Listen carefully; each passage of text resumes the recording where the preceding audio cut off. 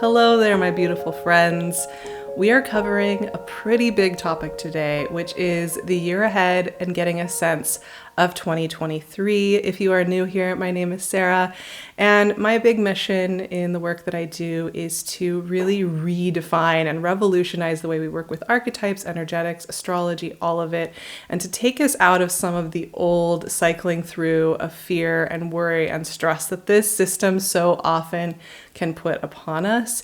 And with that in mind, I was very of two minds about doing a year ahead video at all, because for me, it can be very easy to start thinking about, okay, Saturn's moving over here, Pluto's moving over here, the collective is going to be going through X, Y, and Z, and start to have expectations about where I'm going to be having a lot of challenges or fears or stressors. Also to have expectations about how I think I need to create or be in the world. And I think that it's very easy for these conversations to kind of get us in that headspace. And I didn't want to do that because it's just not what I'm about. I think there's always an ongoing conversation in the universe, in this unified field. We are always exploring and modulating and playing, and none of this is written in stone. None of this is hardwired into the way things are going to go. So when we're exploring something like the year ahead, it's much more from a place of curiosity, of play, of exploring archetypes and energetics, and just getting a sense of what some of those big archetypes are going to be that we'll be playing with this year. So that's really my goal. I guarantee you I'm not going to be able to cover everything in super deep depth in this conversation. I will probably miss a couple of dates. But the point is going to be to just give us a nice, loose, open map of some of the big shifts that are coming this year, because a lot is moving around, including Saturn, Pluto, the North Node, and Jupiter. So we're working with a lot of modulation this year. So let's get into it, and I hope you enjoy. So I just wanted to start by giving us a sense of some of the larger themes for 2023, and really the core thing to think about when we're thinking about this whole year is going to be a lot of energy that's about standing on the bridge or the threshold between worlds. We're going to be doing a lot of modulating between some new ideas, some different ways of doing things, beginning new cycles, as well as integrating and understanding and closing out old cycles. And this is a constant, I think, in life. We're always closing out and opening. That is a constant throughout every lifetime. But some years just have more of that essence to them, where it really isn't going to be about being in either side of that conversation, but it's going to be about being okay with being in both. And I think this is really, really important. So often when we're talking about a new year ahead, and we're talking about new transits, it's going to be all about how we need to be innovative, open, starting new things, beginning again, and have these really high expectations about how we're going to make the most of a transit or a new beginning. And on the other hand, we might also feel a lot of pressure to get over the last transits or to kind of wrap it up, get our wisdom, and move out. And I think what's really important about 2023 is that we welcome being in between these two worlds. The conversation happening as these weave together and as they kind of shift and modulate is going to be where a lot of beautiful information is going to come from. So we need to trust ourselves. There may be some times, some weeks where we might feel like we're a little bit more in an old pattern, in an old way of doing things from the last few years, or maybe even from the last 14 years in Pluto's case. And there may be days where we feel like we are seeing with technicolor vision. We're able to connect with things and see dreams and visions in a really, really clear, vivid way. And these two things are going to be working with us all year. A lot of the wisdom that we have gained over the last several years is going to be culminating here. And it's important that we're listening in to understand that culminating process and to be gentle with ourselves. Another characteristic of 2023 is going to be a reevaluation of what it means to be an individual in this world. This is a really big philosophical conversation. It's one that we are not going to be able to do justice to in this conversation.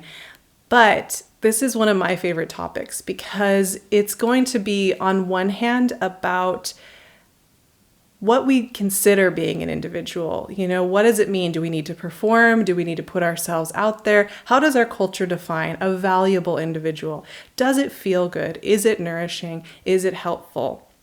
On the other hand, sometimes the pressure to be an individual can be one of the most isolating, stressful things, I think, especially in our modern world. There's a lot of emphasis on the individual. There's a lot of emphasis on being our own selves. And that's often the thing that causes many people angst in the middle of the night, waking up feeling that sense of isolation from the collective, from source, from ourselves. So this is going to be a theme that we're going to be playing with and exploring and redefining and working with at a much deeper level. Finally, this is going to be a year where we are going to be working with a lot of intuitive creativity, which once again, also a theme that moves through human history and the history of this planet in deep, profound ways. But we are going to be noticing that this is where we're asked to go time and again. And I will tell you why these are all themes as we talk about the transits coming up. But I just wanted to give us a sense of some of the kind of energetic feelings that are going to be coming up for this year ahead. I also wanted to note some of the signs that are going to get really highlighted this year. Aries is going to be a big ticket item this year. Aries already has Chiron with it, and Jupiter for part of the year is going to be in Aries, but we also have this North Node shift into Aries. So people who work with Aries energy or have a lot of Aries energy in their chart, this is going to be a powerful year, and we're going to be exploring this archetype a lot in 2023. Pisces is also going to get highlighted with Saturn moving into this sign, and we're going to be working with Pisces in a totally different way than we have for a very, very long time. Saturn brings a completely different emphasis on Piscean energy. I really like it, actually. Aquarius is going to also be highlighted here as we start working with Pluto in Aquarius, and that's another conversation we're about to have. And finally, Taurus is going to have both Jupiter and Uranus in this sign this year. So there's going to be a lot of innovation working through the Taurus archetype this year. Leo's also getting highlighted with the big Venus retrograde this year. So there's a lot of powerful stuff ahead. Let's get into the specifics of some of this conversation.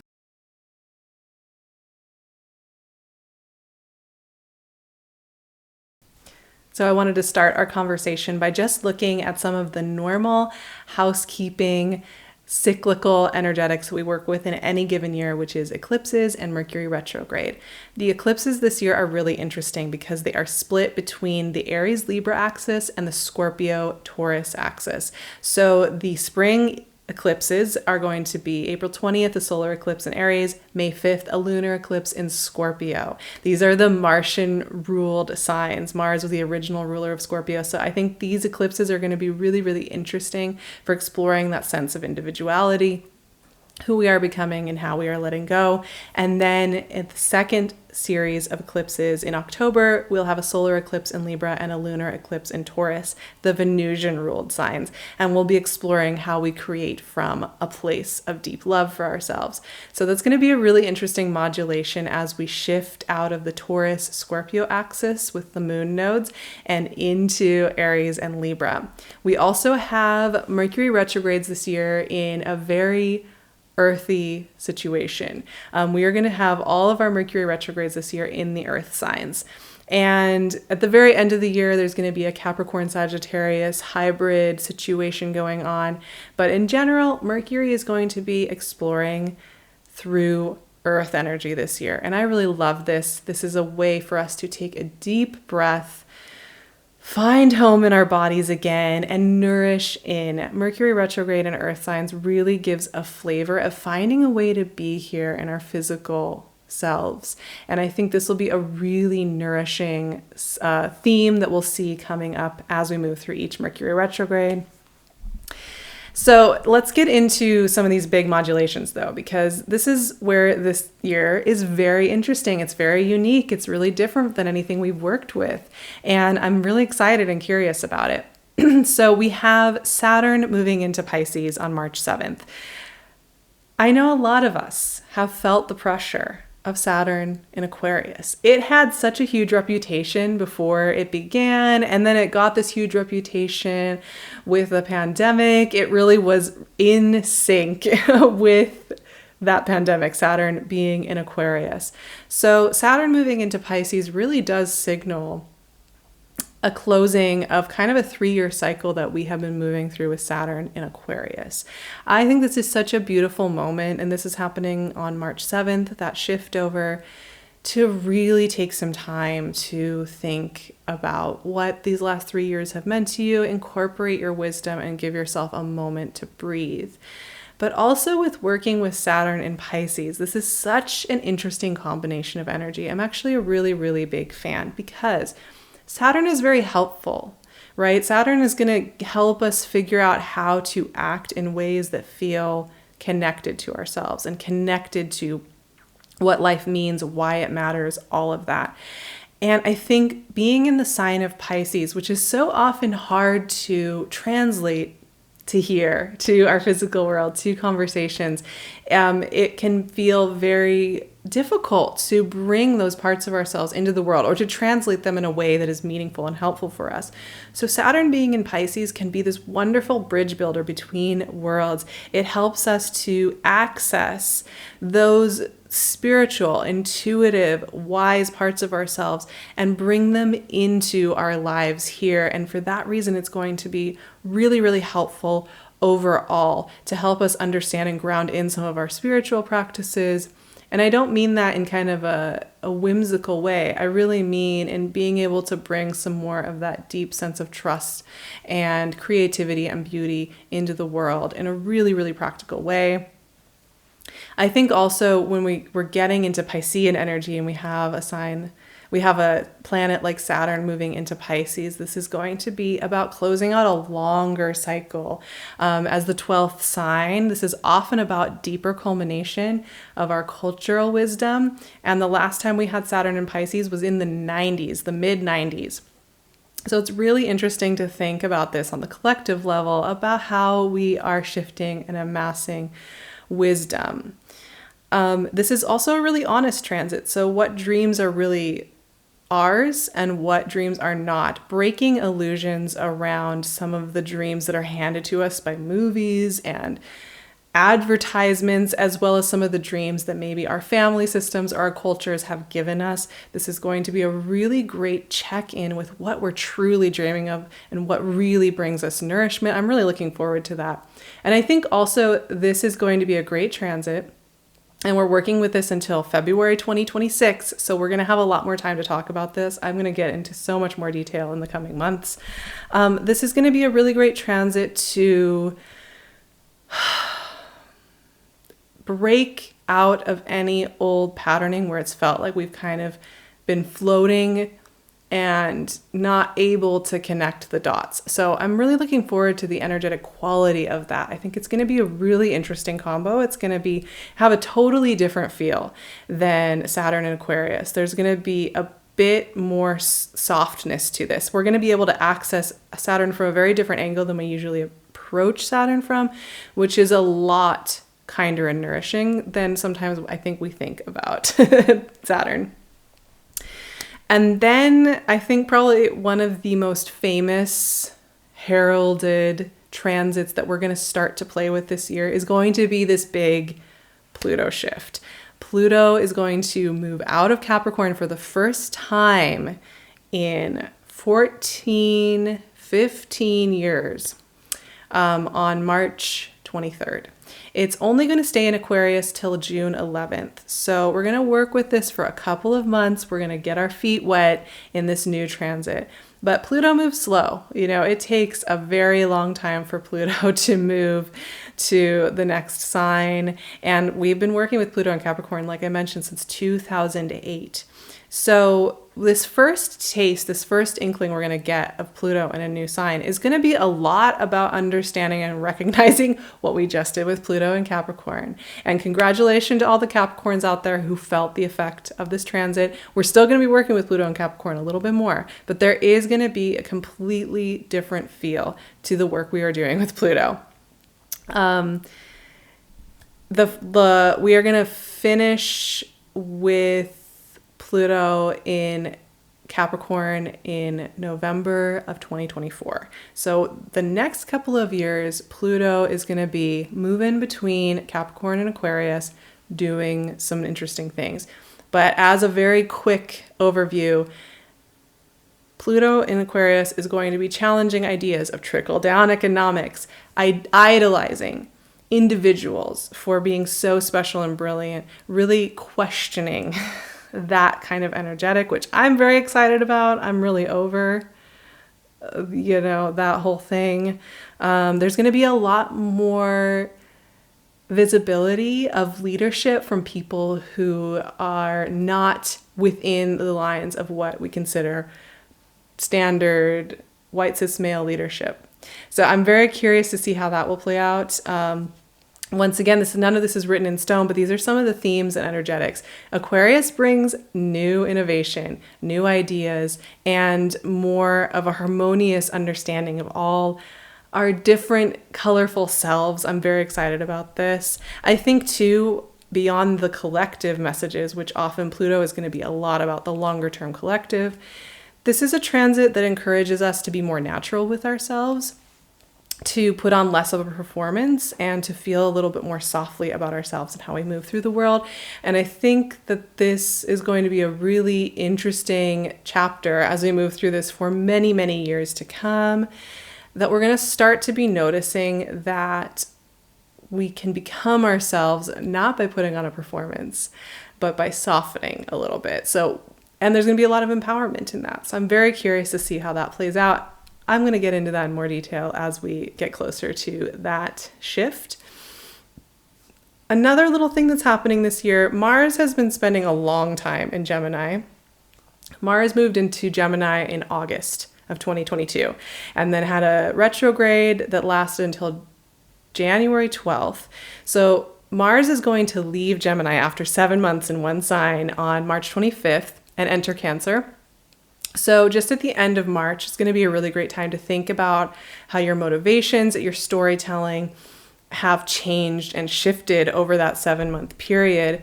I think this is, and as Mars moves into Cancer, everybody loves to complain about Mars and Cancer. Oh my God, it's a horrible combination. Mars is upset. It's going to be passive aggressive. Mars in Cancer, post this whole retrograde season and all the work it's done in Gemini, is really going to be about the grace and self-compassion that happens when we understand that when we move in our own natural rhythm, more beautiful things happen than when we're constantly fighting against ourselves. We're going to be playing with that as we close out one Mars transit in Gemini and we move into Cancer's energetics. Just a nice moment to think about what Mars and Gemini worked with for you. All right, the next big modulation of 2023 is going to be Jupiter moving into Taurus on May 16th. It's going to stay in Taurus until May 2024. So we're going to start to work with a whole new Jupiter. Every year Jupiter moves. It's pretty consistent. And Jupiter is a benefic planet, right? So a lot of times we're just going to be amplifying something that wants a little bit more attention and play in it. And I actually really love the fact that we're going to have Jupiter and Uranus both in Taurus this year. Because for me, this shift with Jupiter moving into Taurus, it's going to be a lot about working with what we already have here. So often we will find that we need to get out there and find, our purpose and our meaning somewhere out there. We're going to pursue it. We're going to find it. We're going to make it our own. Jupiter in Taurus is going to help us see clearly what ingredients we already have here. And I think it's going to be really interesting to see how that plays out. I think this is also going to be really a wonderful for anybody who likes to make art, sing, paint, dance. I mean, the art of life, the art of living life, whatever you're doing, this is going to be a fantastically beautiful creative transit just in general. You don't even have to be a Taurus. There's an amplification of creating beauty in the world when you have Jupiter in this sign. And I'm really excited to see that play out. A lot of nourishing and slowing down, slow art, slow creativity, which is going to be a great antidote to some of the high intensity technology creation that we see going on. There's going to be a little bit more emphasis on slower creating, and that is where my heart is. So I'm so excited to see that happen. All right, we've got two more things I want to talk about before we close out this gigantic conversation. We have the North Node shifting into Aries on July 17th. So the North Node will stay in Aries for about a year and a half, from July 17th, 2023 to January 11th, 2025. The last time we were working with these lunar nodes, we had Libra North Node, Aries South Node in 2014, 2015. And the last time we had the North Node in Aries was 2004 to 2006. So it's fun to think about with the nodes what those chapters, both 2004 to 2006 and 2014 to 2015, were bringing for you. What were the themes? What were the shifts? It's a really interesting conversation to have. And this is going to be a big one. This is going to have a lot to do with how we heal our idea of individuality. It's going to add on to themes we've been playing with Chiron in Aries, with Jupiter in Aries. So challenging the idea that in order to be unique, we have to be loud, we have to be performing, we have to be pushing, we have to be on top. It's going to really amplify redefining what it means to be an individual in a way that is nourishing and helps us feel more connected rather than isolated, which I'm really all about. I think a lot of times too, whenever there's placement in Aries, because it's associated with Mars, because it's associated with the warrior, there's a lot of conversation that likes to come up about warfare and this heralding war. But I'm going to break it to you. We live in a world where there are wars going on right now, and it's been a part of this human history. It's here, it's already here. So I don't think that the North Node in Aries is going to be the thing that brings about that. I think more it's about, we dig a little deeper. We think about what is the function of war in our lives, and exploring that philosophically is going to be a really big theme. How do we find balance and harmony? And with the South Node in Libra, we're also going to be exploring how we find balance and harmony, connection, diplomacy in new ways. And we can't always rely on the ways that we may have explored those themes in the past. There's going to be a real exploration of self-abandonment, and how that's affected the world as we move through the South Node in Libra. So it's going to be a really beautiful nodal conversation. I'm actually really, really excited about it. I love working with the Aries Libra nodes. They are so essential, and it really gets us back to basics of asking the most basic questions that we so often overlook and being able to find a lot of wisdom there. The final thing I wanted to cover today, there's so much to talk about, is Venus retrograde. So we have these about every year and a half, and this Venus retrograde is going to be happening in Leo, my sun sign, from July 22nd to September 3rd. And I think people really feel stressed about Venus retrogrades. I think even more so than Mercury retrograde, even more so than a lot of other things. I think there's a lot of stress that comes with talking about Venus retrograde. But for me, this is really interesting. During Venus's retrograde, she begins a new cycle in the middle of that. That's when her new long cycle happens. So for me, Venus retrograde is always about being reborn. And in the creative sign of Leo, this is about fresh ideas, fresh perspectives, fresh ways of working with our creative selves.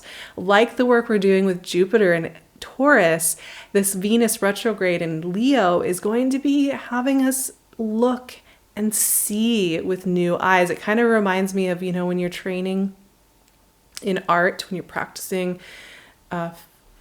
painting, you'll practice seeing shades and light and really train your eye to be able to pick up tones of things and the way the light hits and the way the light bounces off of things. And for me, this Venus retrograde is going to be about that. And it's not just about art, obviously. This is about how we notice, how we see, how we are able to pay attention to the way the light bounces off of things in our lives, the way that things connect in our lives. There's a real poetry and art to this Venus retrograde. I will be doing that justice, you have no fear. But these are kind of the big ticket items that popped up for me as I've just been preparing, thinking about work for 2023 and what I thought would be really interesting to talk about, give us a little bit of a roadmap. Like I said, there's a lot of modulation here. There's a lot of shift. And I'm very excited about that. I think a lot of us are longing for something new. With that in mind, just because transits are shifting, just because, oh, thank God, Saturn won't be in Aquarius anymore, I won't have to go through that. It's not so much about that there's just, oh, it's over, it's done. It's about training our sight to be able to see what's around us and what we're working with. And that's really going to be the core of 2023, is training our sight so that we can really see and inhabit the moment we are in here and redefine what that means. I'm really excited about those themes. I think it's going to be beautiful. What are you excited about for 2023? What are you curious about? Leave a comment. Let me know what is coming up for you as you prepare for a new year. I am offering my Softly Crossing the Threshold over on my Patreon. It's the 4 weeks starting on December 21st.